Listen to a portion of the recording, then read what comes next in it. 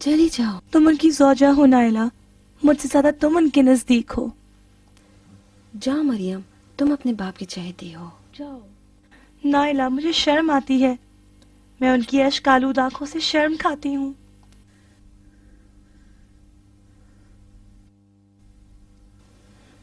ڈرتی ہو تمہاری شوہر کی وجہ سے تانا دے؟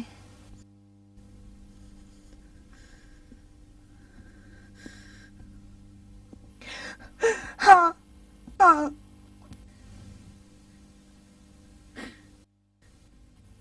مروان مروان، کاش تو اپنی ماں کے پیٹ میں ہی ہلاک ہو جاتا. کاش جب تیری محبت میرے دل میں نہ تھی تو اسی وقت ختم ہو جاتا. لشکر شام، کیا خواب ہے، کیا خیال ہے.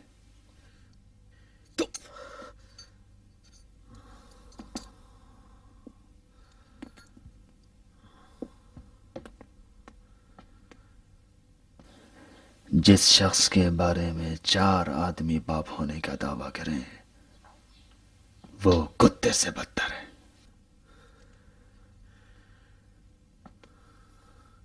جس وقت ہندا نے شرم کے مارے تجھے بیابان میں جنم دیا، کاش درندے تجھے پھاڑ کھاتے.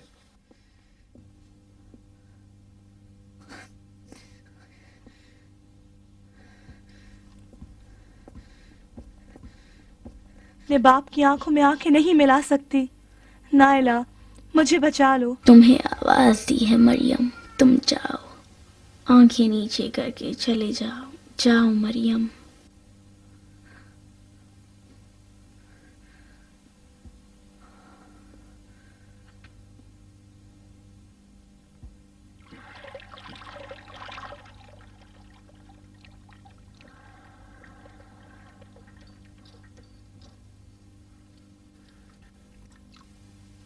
آدھے دن سے شکر کے سجدے میں، لگتا ہے مدد کے لیے جنات کے لشکر کو بلا رہے ہیں. پلوائیوں کو تو میری جان چاہیے، وہ سجدے میں پڑے کیا کر رہے ہیں؟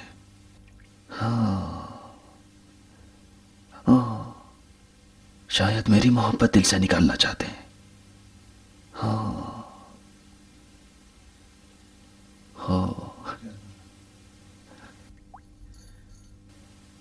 امو جان، امو جان، امو جان.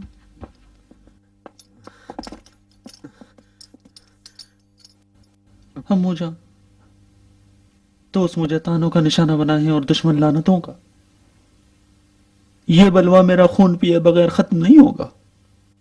میں اب کفن پہننا چاہتا ہوں امو جان. آپ میرے خلیل بن جائیں، میں آپ کا اسماعیل. مجھے بلوائیوں کے سامنے ڈال کر قربان کر دیجیے.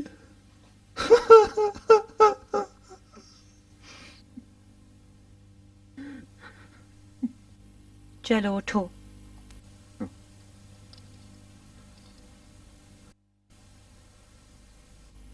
یوں ہی کسی کی محبت کسی کے دل میں نہیں آتی.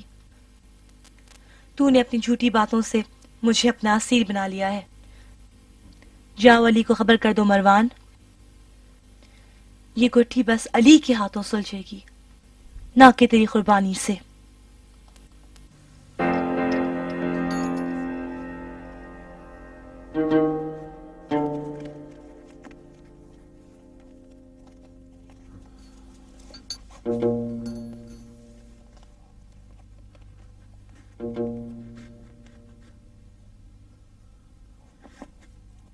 علی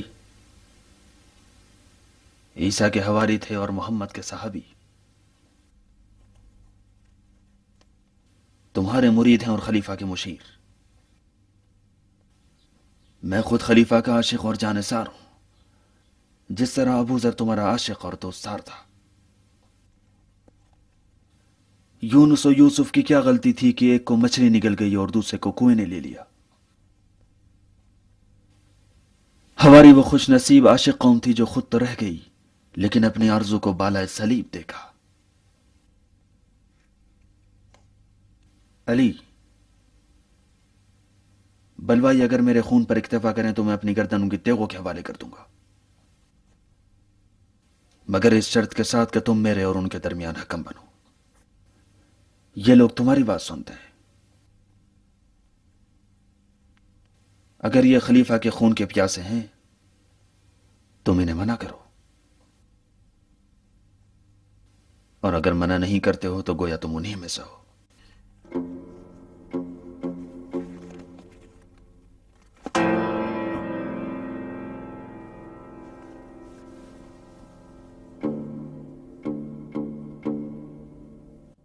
کہاں جا رہے ہو علی؟ کچھ جواب تو دو، میں خلیفہ مظلوم کا قاصد ہوں، اگر خلیفہ قتل ہو گئے تم ذمہ دار ہو۔ اپنی زبان کو لگام دے گناہوں کے پہاڑ، تیرا جھوٹ چوہے کی بل کی طرح ہے جس میں وہ بلی کے ڈر سے چھپا ہے۔ لگتا ہے ملک الموت سے ملاقات ہو گئی ہے۔ اگر تو خلیفہ کا وفادار ساتھی ہوتا تو خلیفہ ہرگز تنہا نہ ہوتا۔ ان جھوٹوں کے سردار، بلوائی نہ تیرا خون چاہتے ہیں نہ خلیفہ کے خون کے پیاسے ہیں، تیرا عزل چاہتے ہیں۔ بس اگر اپنے دعوے میں سچا ہے تو کرسی چھوڑ دے اور خلیفہ سے کنارہ کشی کر۔ تم چھوڑو گے علی کو؟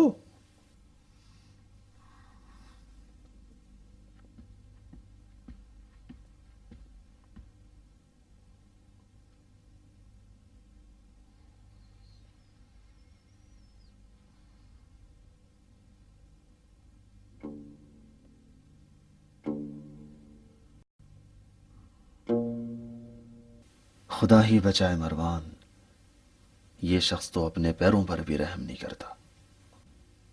عمار، ہم لوگ تو مصر سے عراق تک ظلم کا خاتمہ کرنے آئے ہیں، ہم علی کے سہارے کھڑے ہوئے ہیں، لیکن وہ سیدھے منہ بات نہیں کرتے، چلے گئے بغیر کچھ کہے ہوئے۔ ابن ادیس، اس حکومت کا علاج تلوار سے نہیں ہو سکتا۔ اگر علی کو مشکل کشا سمجھتے ہو تو شہر پیمبر کا محاصرہ توڑ دو اور اپنے شہر واپس چلے جائیں۔ عمار، کیا ضمانت ہے کہ ہم لوگ جائیں تو خلیفہ ظلم سے باز آ جائے؟ عمار، علی کہاں گئے؟ کیوں چہرے کا رنگ اڑ گیا ہے مروان؟ جان نثار تو سر دیتے ہیں، پریشان کیوں ہو؟ جان نثار تو بے باک اور زمین پر جالے لوگ ہوتے ہیں۔ میرے جملے مت دوہراؤ، فقط بتاؤ علی کہاں ہے؟ خلیفہ نے علی سے فیصلہ چاہا ہے تو وہ مجرموں کے ہاتھ کاٹنے گئے۔ آخر کیا ارادہ ہے ان کا؟ میں اتنا جانتا ہوں کہ علی جیسا سقی ڈھونڈے نہیں ملے گا۔ عطا اور بخشش میں وہ ابر رحمت ہیں اور اللہ کا حکم جاری کرنے میں وہ آتش غضب ہیں۔ عرب آتش غضب پہچانتا ہے، وہ رحم کیا جانے۔ آل امیہ نے ابھی تک علی کا غضب دیکھا ہے، لیکن عطا و بخشش ہرگز نہیں۔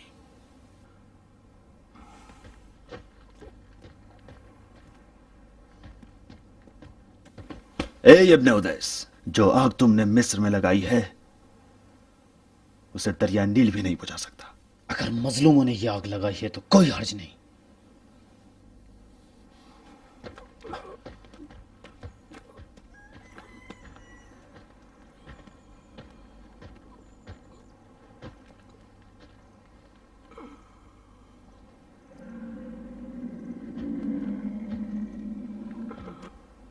کیوں تڑپ رہے ہو عمار؟ مروان کی لات کا اثر ہے، درد کی شدت سے جان نکل جاتی ہے۔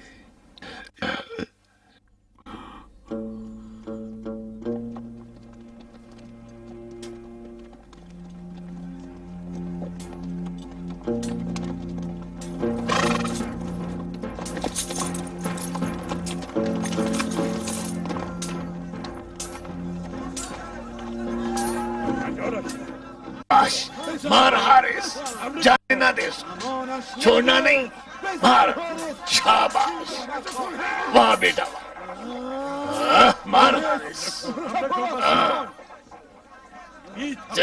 اچھا کیا۔ مار حارث مار، چل حملہ کر، مار، ہمت کر کے، حملہ کر، ہمت سے مار، حملہ کر ہرگوز، حملہ کر۔ مار حارث مار، حملہ کر.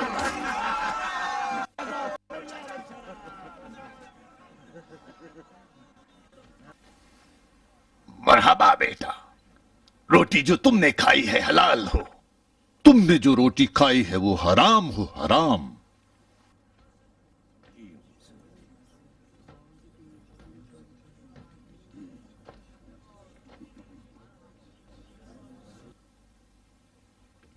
اپنی پیشانی سے رومال کھول دو. تمہاری کنیت ابا خطام ہے نہ ابا حارث. کوفے کی مائیں خطام جیسی بہادر بیٹی جنم نہ دے سکی.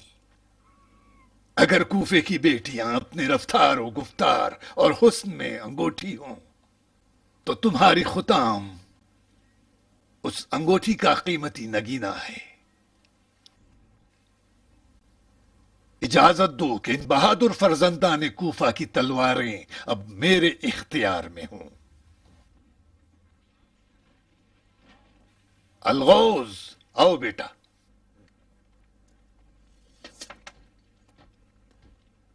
امو کا ہاتھ چومو.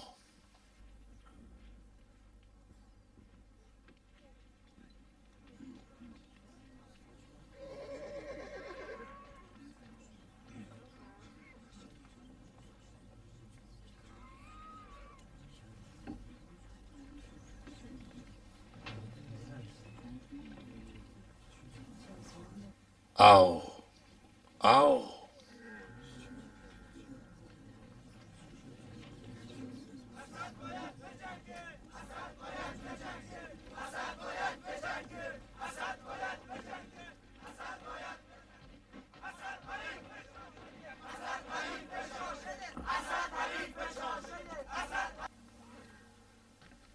طلحہ بصری کی آنکھ ہے اور زبیر کوفے کے کان ہیں. مصری اگرچہ اندھے اور بہرے ہیں لیکن زبان دراز ہیں. کیوں زبان درازی نہ کریں جبکہ ان کا رہبر ابو بکر صدیق کا بیٹا ہے جو ام المومنین عائشہ کا بھائی ہے اور علی کا منہ بولا بیٹا. مصریوں کے 4 آنکھ اور کان ہیں. مصر میں ان کے پاس عثمان کا منہ بولا بیٹا ہے اور مدینے میں عمرو عاص. علی اب قضاوت خود کریں گے. خلیفہ منبر پر جا کر توبہ اور استغفار پڑھیں گے. اب تمہارے پاس رکنے کا کوئی بہانہ نہیں ہے.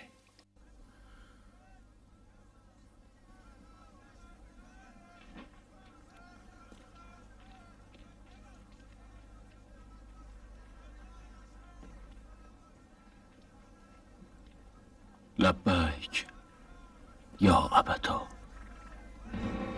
لبیک یا علی. لبیک لبیک.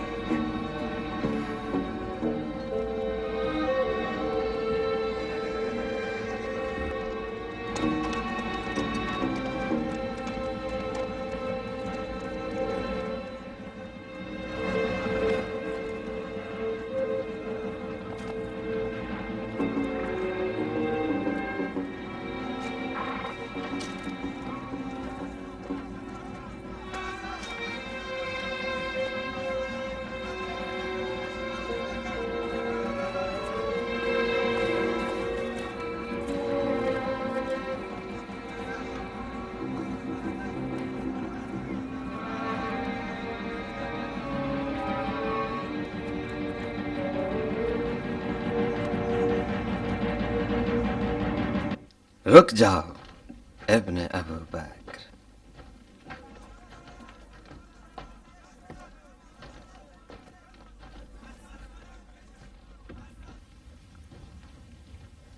عمرو عاص سے مشورہ لینا نہ بھولو محمد. تمہارے مشورے کی مجھے کوئی ضرورت نہیں. علی مجھ پہ حق پدری رکھتے ہیں. ناخلف ہوں اگر میں نے ان کی اطاعت نہ کی.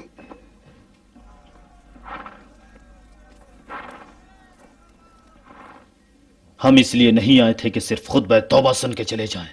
اگر مروان حکومت میں رہے گا تو یاد رکھنا کہ وہ ضرور توبہ شکنی کرے گا. کیا ضمانت ہے؟ ہمارے جانے کے بعد خلیفہ مروان کو نہ نکالیں تو کیا کریں گے؟ کیا ضمانت پڑھ کے محمد؟ مروان جیسے سانپ کو مرا مت چھوڑو. شام کی خبر سنی ہے؟ نہیں. لشکر شام حجاز کی جانب بڑھ رہا. تمہیں کیسے معلوم؟ تم اب ریاض کے جسم کو دیکھ رہے ہو، اس کی روح تو شامات میں ہے.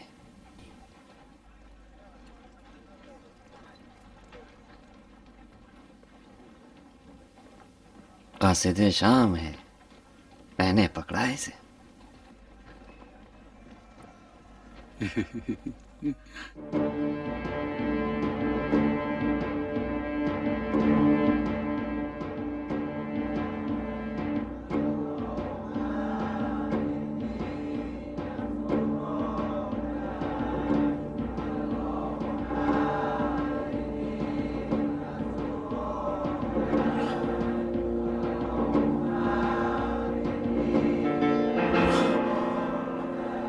اللهم إني أتوب إليك.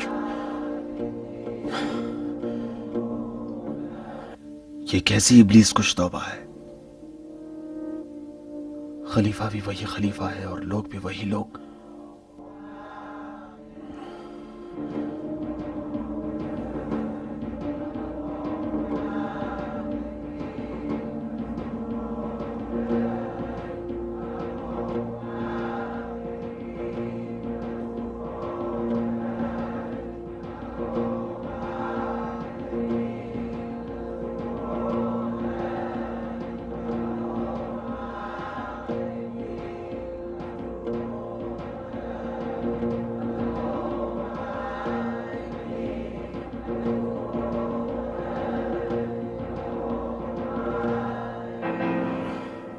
اس توبہ کا ابلیس میں ہوں.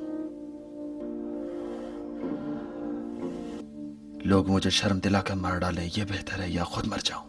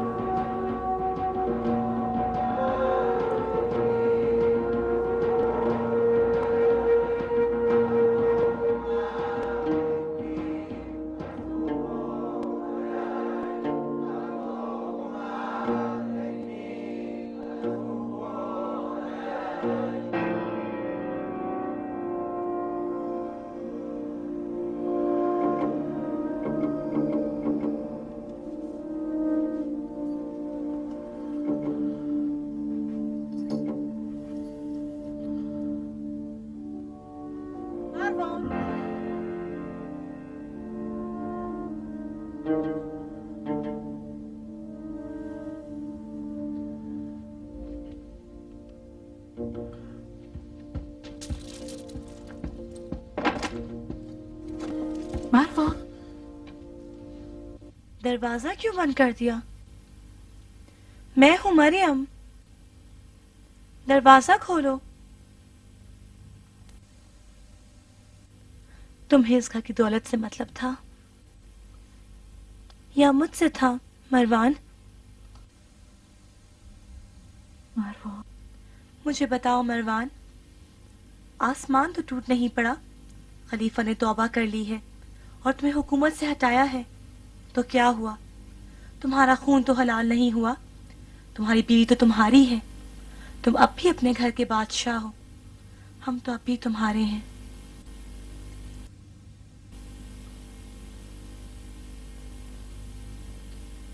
تم کہا کرتے تھے حجاز کا آسمان کتنے ستاروں سے بھرا ہوا ہے.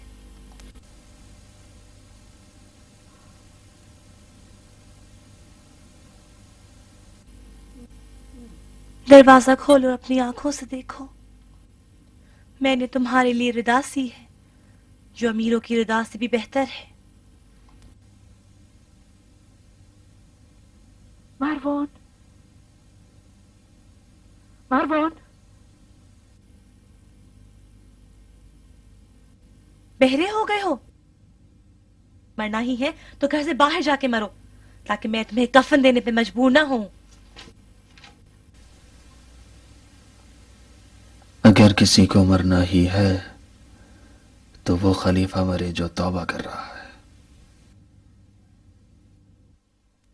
یوں تو بلوائی اور انقلابی لوگ جنگ کی غرض سے مدینے آئے تھے اور چاہتے تھے کہ بنی امیہ خاص طور پر مروان کو مرکزی حکومت سے ہٹائیں، لیکن حضرت امام علی علیہ السلام کی کاوشوں سے فساد کا یہ طوفان تھم گیا اور وہ لوگ اس شرط پر مصالحت کرنے پر راضی ہو گئے کہ مروان کو منصب مشاورت سے عزل کیا جائے اور حکومت کے مناسب صالح افراد کو سونپے جائیں۔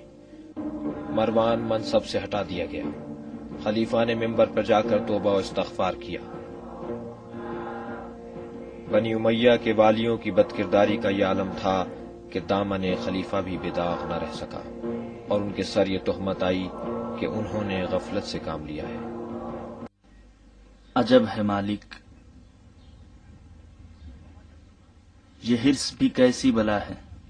دیکھو اپنی کرسی بچانے کے لیے کس طرح گڑگڑا رہا تھا، اللہم انی اتوب الیک۔ مرد کا اس طرح پھوٹ پھوٹ کر رونا ہولناک ہے طلحہ۔ اب مرد پیدا ہوئے کہ عہد شکنی نہ کرے۔ اگر سمجھ سکو تو خلیفہ کا یہ رویہ نصیحت ہے۔ خدا کا شکر ہے کہ کوفیوں نے مجھے اس ریاست سے معاف رکھا۔ ابو موسیٰ کمر یا رب کرتے ہوئے آخر میں ابلیس کے ہاتھ لگ گیا۔ امان ہو آدمی، اس مرض کی دوا صرف فشار قبر ہے۔ جب کوفی ابو موسیٰ کو ردائے خلافت پہنا رہے تھے، پتہ ہے ان کی زبان پر کیا تھا؟ اللہم انی اشکو الیک۔ نہیں طلحہ، نہیں، بس رو رو کر یہی کہہ رہے تھے کہ خوش نصیب ہیں آسمانوں کے پنچھی جن کے دوش پر ذمہ داری نہیں ہے۔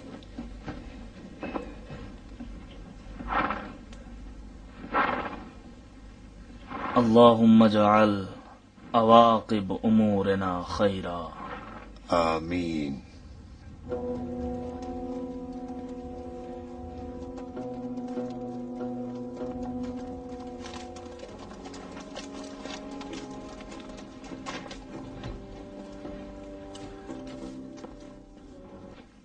کہاں بوریا بسترا سمیٹے؟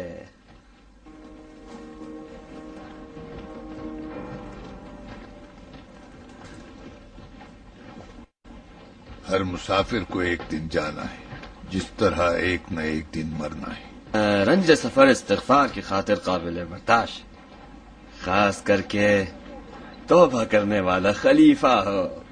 وہ توبہ نامہ نہیں تھا ابن عاص، بے عدالتی کا قتل تھا۔ تو ضرور مروان اپنے آپ کو پھانسی دے کے رہے گا۔ مت جاؤ مالک، مت جاؤ، شام سے ایک بہت بڑا لشکر آ رہا ہے، مت جاؤ۔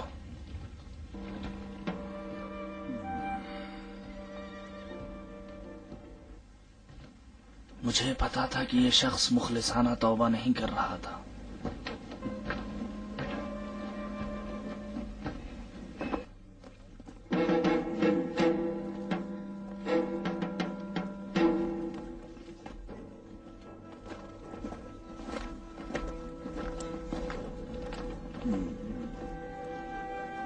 ابن عاص کیا کہہ رہا تھا مالک؟ کہہ رہا تھا کہ شام سے لشکر آ رہا ہے، کس کے ساتھ جنگ کرنی؟ شاید جنگ کے لیے نہ ہو، تم میر لشکر ہو مالک۔ اگر جنگ کرنا مقصد نہ ہو تو لشکر کیوں آئے گا؟ ہمارے ساتھ دھوکہ ہوا ہے، بڑا دھوکہ۔ دیکھ لیا تم نے، نہ وہ کبوتر جھوٹ تھا نہ وہ خط جعلی۔ شام کے قاصد آ گئے مروان کے بے جان لاشے کے لیے، امیر شام معاویہ کا پیغام مسیحائی لے کر۔ کیسے اکڑ اکڑ کے چل رہا ہوگا گرگٹ کی اولاد، اور ہم سب کی سادگی کا مذاق اڑا رہا ہوگا۔ ہو اللہم انی اتوب الیک۔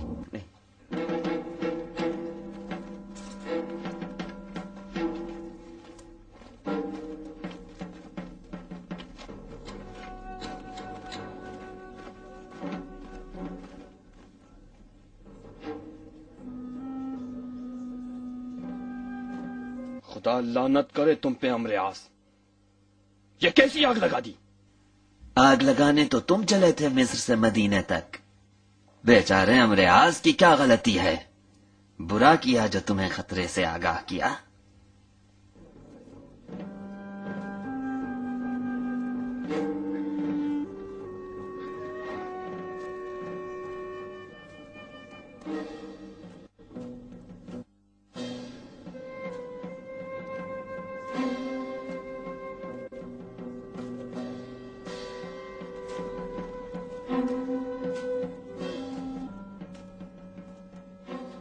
عمر عاص کی خبر میں نے بھی سنی ہے۔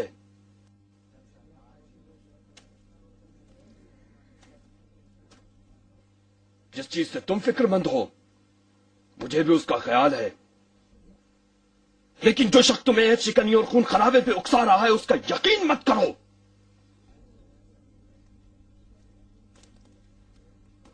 یہی عمر عاص جب حاکم مصر تھا تو یتیم اور بیواؤں پر بھی رحم نہیں کیا۔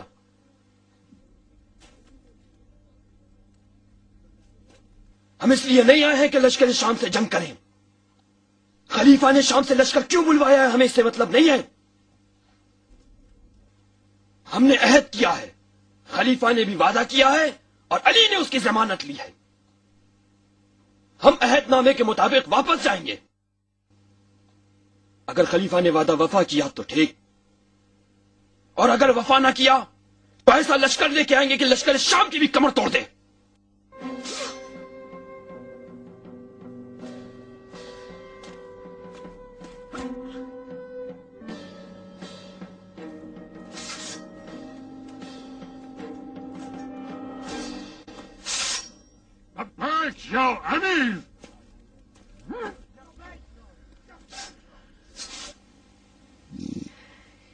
یہ ردائے خلافت اونٹ کے بال سے بنتی ہے یا بھیڑ؟ اگر اپنے لیے کہہ رہے ہو تو کسی سے بھی نہیں۔ اگر علی کے لیے ہو تو محمد ابن ابو بکر کے منہ میں زبان علی کی ہے، خامخواہ ان لوگوں پہ آس لگائے بیٹھے ہو۔ اگر یہ خلیفہ ہٹا تو علی خلیفہ ہوں گے، اور علی کی رضا ضرور کھدر کی ہوگی، ایک دم سخت اور کھردری۔ تم اگر پہنو گے تو بدن کھجاتے کھجاتے پھرو گے۔ ہذیان بولنے لگے ہو عمر عاص۔ اتنا بتا دوں کوفہ اور بصرہ کی امارات خیرات کے خرمے نہیں ہے جو علی تمہیں دے دیں۔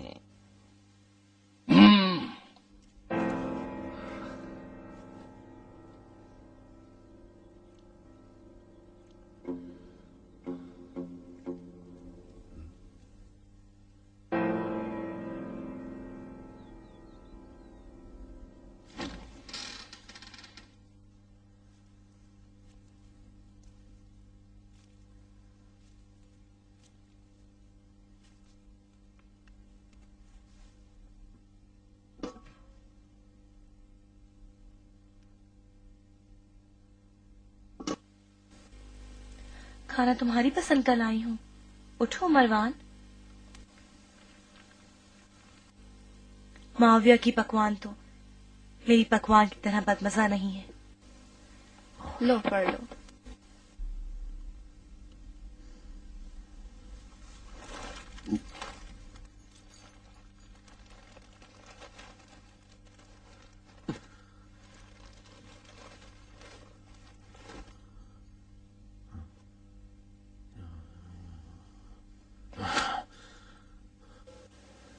کاش تیری ٹانگیں ٹوٹ جاتی قاصد، ایک دو دن پہلے نہیں آ سکتا تھا۔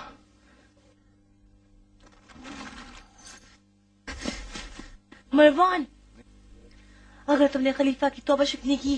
کون سا خلیفہ؟ وہ جو پردے کے پیچھے گڑ گڑا رہا ہے وہ زندہ لاش ہے۔ جس وقت خلیفہ نے ممبر پر بیٹھ کر توبہ کر لی وہ تبھی مر گیا تھا۔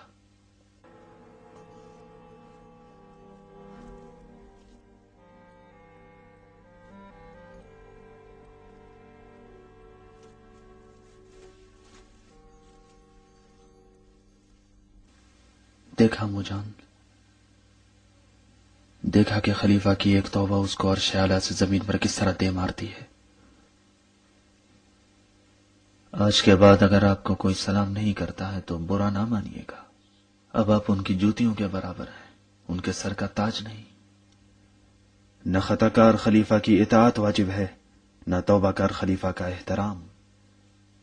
کل اگر عرب کے بد دعا کر آپ سے ٹڈی کا مطالبہ کریں تو وہ بھی پکڑ کے دینا پڑے گی، کیونکہ خلیفہ کا حال یہ ہے کہ جس کی لاٹھی اس کی بھینس۔ کاش آپ نے کچھ دن اور صبر کر لیا ہوتا۔ لشکر شام کوئی خواب و خیال نہیں تھا، جس نے آپ کو خودکشی پر مجبور کیا وہ آپ کا رقیب ہے۔ جس دن ابن عوف نے علی کا ہاتھ تھام کر ان سے یہ عہد لیا کہ کتاب خدا، سنت رسول اور طریقت شیخین کے مطابق ان کی بیعت کریں، علی نے طریقت شیخین کو ٹھکرا دیا اور آپ نے مان لیا۔ یہی کینہ علی کے دل میں رہ گیا۔ آج اگر کفن پہنا کر مجھے بھی بلوائیوں کے درمیان بھیج دیتے، اہل یثرب آپ کے مددگار ہوتے اور بلوائی شرمسار۔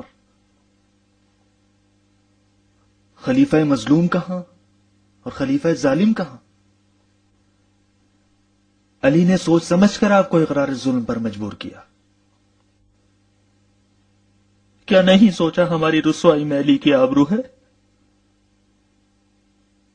اگر ہم ذلیل ہو گئے تو عزت علی کو ملے گی۔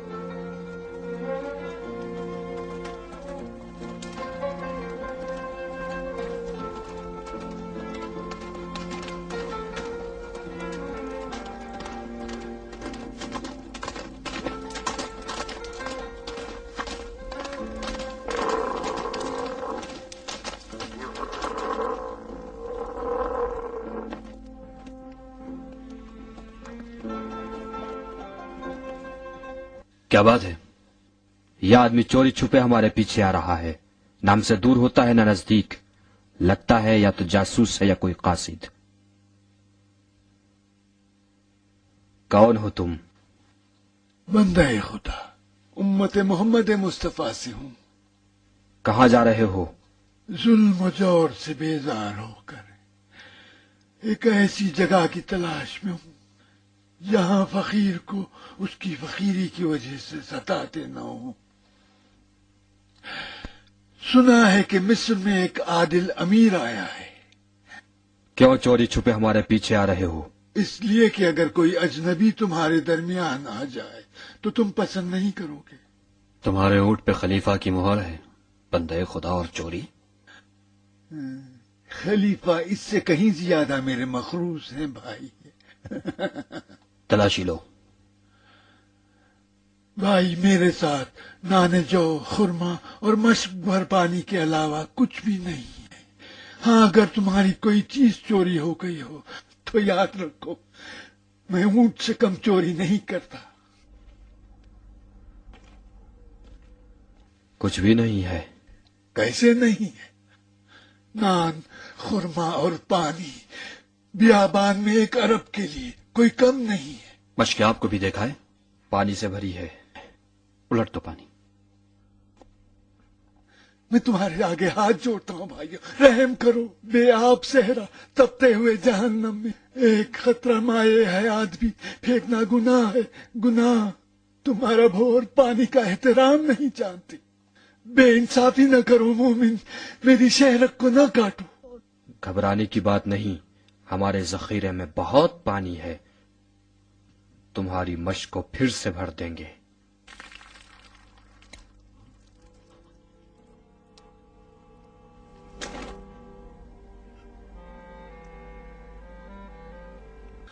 یا دافع البلا، میں تو برباد ہو گیا، برباد ہو گیا، برباد ہو گیا۔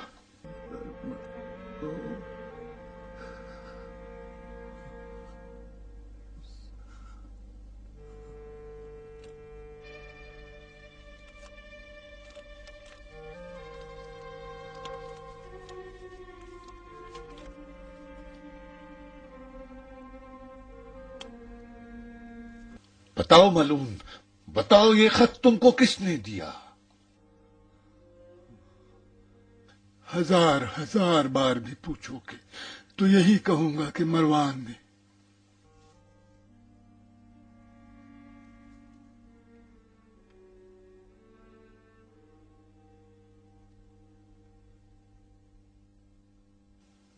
بندے خدا، اگر اس خط کی مہر وہی انگوٹھی ہے جو خلیفہ کے ہاتھ میں نشان خلافت ہوا کرتی ہے تو واہ مصیبتہ، پھر تو قیامت ہو کے رہے گی۔ میرے آقا، ان خامخواہ کے بپھرے ہوئے لوگوں سے تم ہی کچھ کہو۔ میں اپنے باپ کے باپ کی قبر سے بھی یہ مہر کہاں لا سکتا تھا؟ اونٹ خلیفہ کا اونٹ اور میں قسمت کا مارا ان کا قاصد۔ تم نے کہا کہ اونٹ چرایا ہے، ظلم و جور سے بیزار ہوں، شاید دشمنی میں خود ہی گڑ لیا ہوگا۔ ہاں، میں نے کہا تھا کہ اونٹ چرایا ہے، ظلم و جور سے میں بیزار ہوں۔ تم لوگوں سے چھٹکارا حاصل کرنا تھا۔ اگر میں نے خط گڑھا ہوتا تمہارے اور خلیفہ کے درمیان دشمنی ڈالنے کے لیے تو کیوں تم لوگوں سے چھپا کر پانی کے مشق میں رکھتا، ایسی جگہ کہ فرشتے اور جن بھی سمجھ نہ پائیں۔ واللہ میرے اور مروان کے علاوہ مشق کی بات سے کوئی آگاہ نہ تھا۔ میں ابھی بھی سمجھ نہ سکا کہ محمد ابن ابو بکر کو کس طرح پتا چلا۔ تم ایک مرد ہو، بڑے آدمی کے بیٹے ہو، ایک عظیم انسان کے گھر کے پلے ہو، بتاؤ تمہیں کیسے پتا چلا کہ میں نے مشق میں خط چھپایا ہے؟ اگر کہو گے کہ غیب سے آواز آئی تو یہ جھوٹ ہے۔ تم محمد بن ابو بکر ہو، نہ محمد مصطفیٰ۔ دو ہی صورت ہو سکتی ہے، اگر خط خلیفہ نے لکھا ہو تو تعجب ہے کہ انہوں نے ہمارے قتل کا حکم دیا ہے، اور اگر مروان نے لکھا ہو تو پھر بھی خلیفہ غلطی پر ہیں، کیوں غفلت سے کام لیا؟ ہم نے بہت زخم کھائے ہیں، اب نہ ہم توبہ و استغفار کے دھوکے میں آئیں گے، نہ وعدہ و وعید کے۔ اب ہم لوگ خلیفہ کو ہٹائیں گے اور آپ کے ہاتھ پر بیعت کریں گے علی۔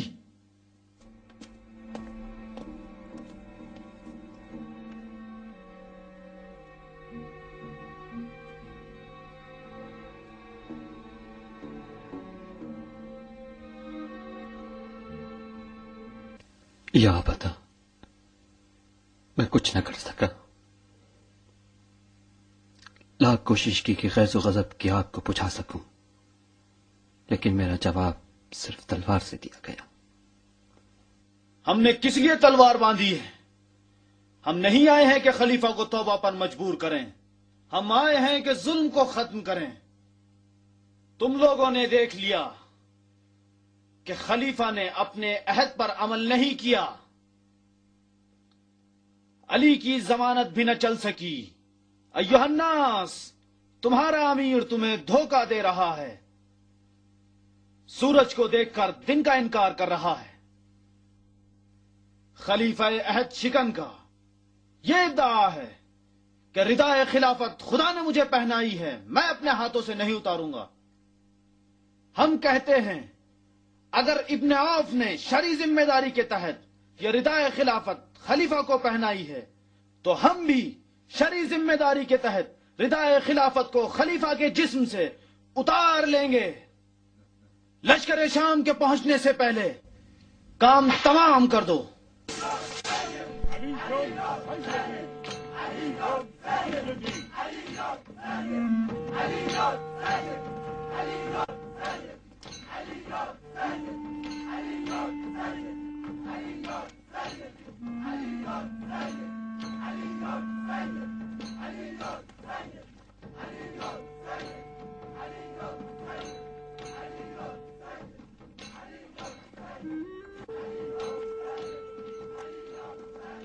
وردان، ابھی بھی قطام سے شادی کرنا چاہتے ہو؟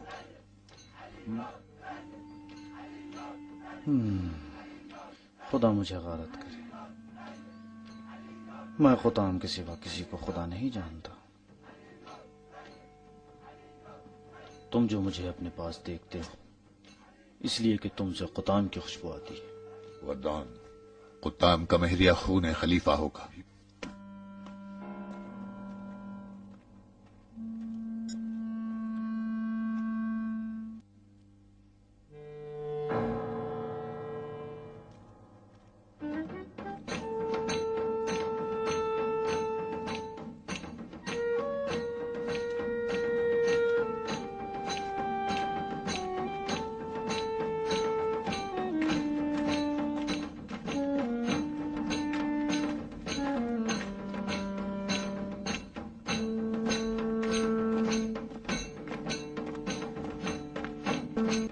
مہر خلیفہ کی، اونٹ خلیفہ کا، قاصد بھی خلیفہ کا.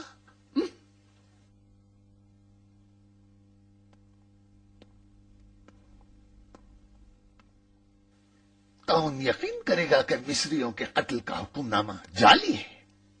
کیا خلیفہ کے قاصد کو خریدا نہیں جا سکتا؟ کیا ان کے اونٹ کو چرایا نہیں جا سکتا؟ تم آخر کون سی مہر خلافت کی بات کر رہے ہو؟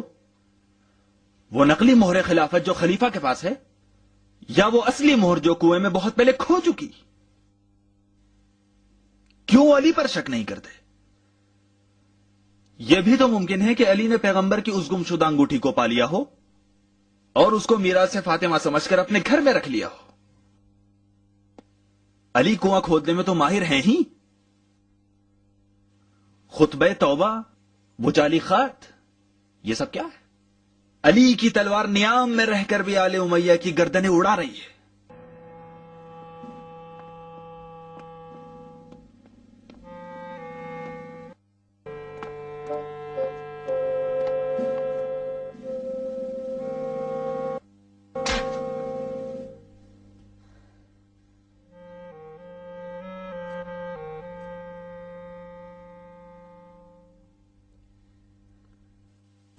دھوکا، ہمیشہ دھوکا. کب تک تمہاری اس خبیث آنکھوں کے پیچھے مروان ہزاروں شیطان بیٹھے سازش کر رہے ہوں گے؟ وہ خط جس کا مضمون یہ تھا کہ مصریوں کے ٹکڑے ٹکڑے کر دیے جائیں، تم نے لکھا تھا. اور خلیفہ کی انگوٹھی کنویں میں نہیں گری تھی، تم نے چرائی تھی. میں اپنے آپ پہ کرتی رہی، زبان پہ نہ لائی تاکہ تم خوش رہو. مروان، کاش تم میری زندگی میں ہی نہیں آئے ہوتے.